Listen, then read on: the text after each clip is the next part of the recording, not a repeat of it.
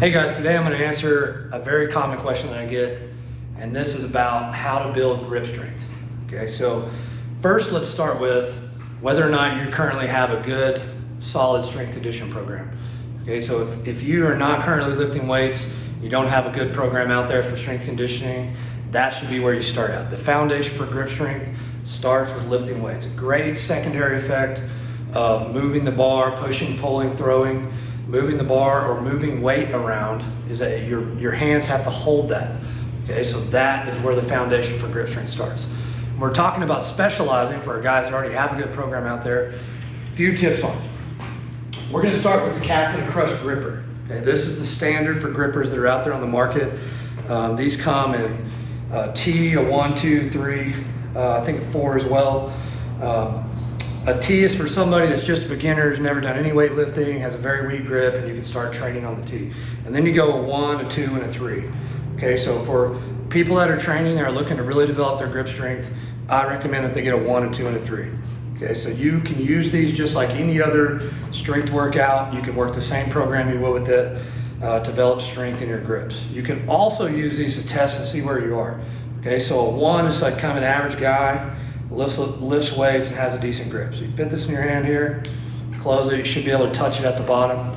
Okay, so if you can touch the 1, you're doing pretty good. You got the 2, same deal, touch the 2 down. A 2 is a pretty strong grip. That's someone who's been training for a while, getting pretty strong. The 3 is what we should strive for. That's our goal, to get to the 3. This says you have a world-class grip. Okay, so let's see if we can get it done. Right there, okay? So the 3 is what you're aiming for. That's a really good kind of goal to set for us to get the 3. So those are a great product, right? Next is, during your workout, what are you using for your accessories? Okay, so let's talk about dumbbell versus kettlebell. So let's look at this. First of all, the width of the grip of the dumbbell. I can easily grab and close my fist completely around this, my hand, so it's easier to grip. Also, when I move this around, the weight always stays evenly balanced because it's a dumbbell, okay? So let's look at the kettlebell, okay? The width of the handle on the kettlebell is much wider. I cannot close my hand all the way around it, okay? So it makes it harder for me to grip onto this. Also, the weight is constantly rolling and shifting as I'm lifting it, which forces my forearm and my hand to work hard to keep a hold of it. So here at our gym, we have, I think, 4 dumbbells. We have 2 sets of dumbbells, but we have about 40 kettlebells. Okay, the kettlebell is a much more versatile tool when it comes to accessory work. It builds your grip strength much better. And it's easy because you don't have to have a special time set aside to train your grips. If you use the kettlebells for your accessories during your regular workout, you kill 2 birds with 1 stone. Last, let's talk about pull-ups. Okay?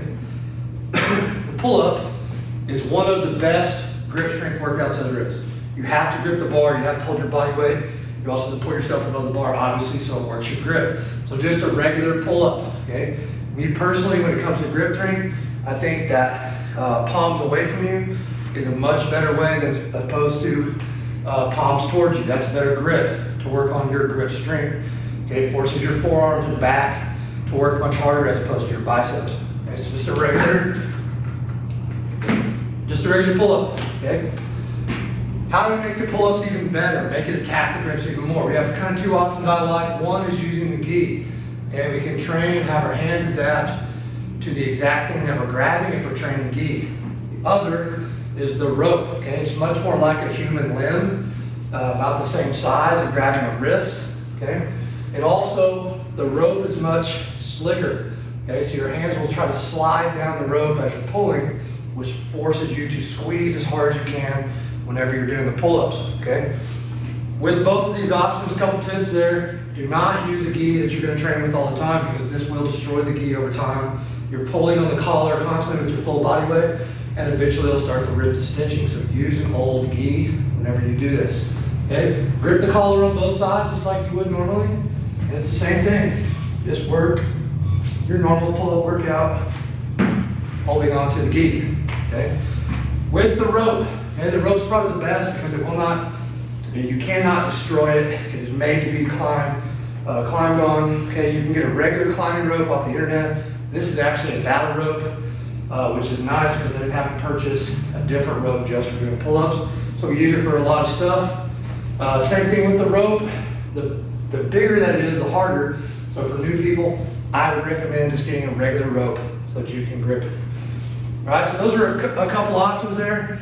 Kettlebells, gi pull-ups, rope pull-ups, and our grippers to see where we're at. Okay, a couple options out there. Hopefully this helps you guys out with your grip strength. Let me know how it does. Let me know if you have any questions and I'll answer them for you. Thanks for watching. I'll see you guys soon.